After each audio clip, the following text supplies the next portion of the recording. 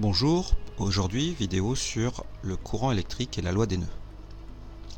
Donc un circuit électrique, on peut avoir le premier type de circuit, c'est le circuit série. Donc le plus alimente une lampe, le retour de la lampe va au moins. On imagine bien que le courant qui va circuler dans le fil ici, le courant qu'on va appeler I, il va traverser la lampe et il va revenir dans la batterie I. Alors ce montage là c'est le montage de base, mais on va ajouter quelque chose, c'est-à-dire que la lampe on peut l'allumer et l'éteindre. Donc il va nous falloir un interrupteur. Donc l'interrupteur on va l'intercaler ici. Donc si il coupe le courant, la lampe est éteinte. S'il met le courant, la lampe est allumée. Il y a un petit souci qui se pose, c'est que qu'est-ce qui se passe si la lampe n'existe pas et qu'on relie le fil entre le plus et le moins. On a une formule qui nous dit que I égale quantité d'électricité divisée par le temps. D'accord ? Alors, on s'aperçoit que la batterie va se vider extrêmement vite.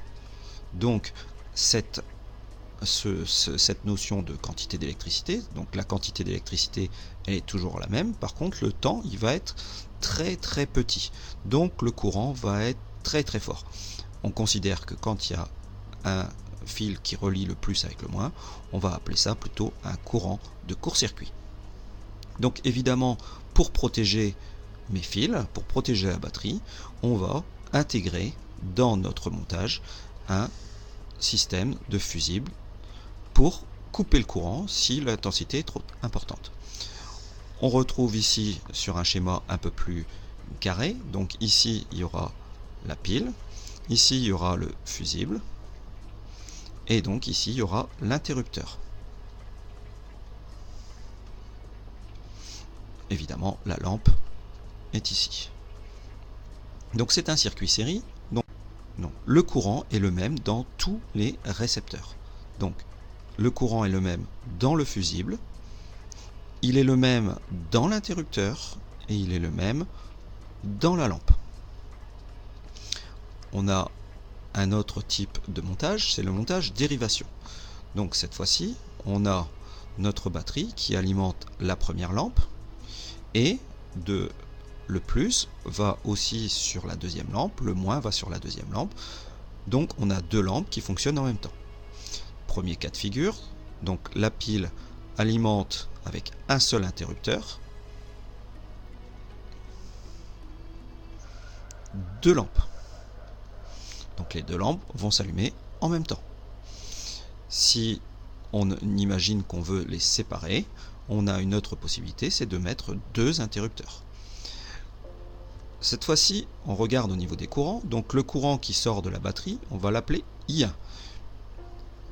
Le courant ici va rentrer dans le fusible et va sortir un d'un côté, un de l'autre. Donc vous voyez que le courant qui rentre va se diviser alors en deux ou différemment, mais avec un courant I2.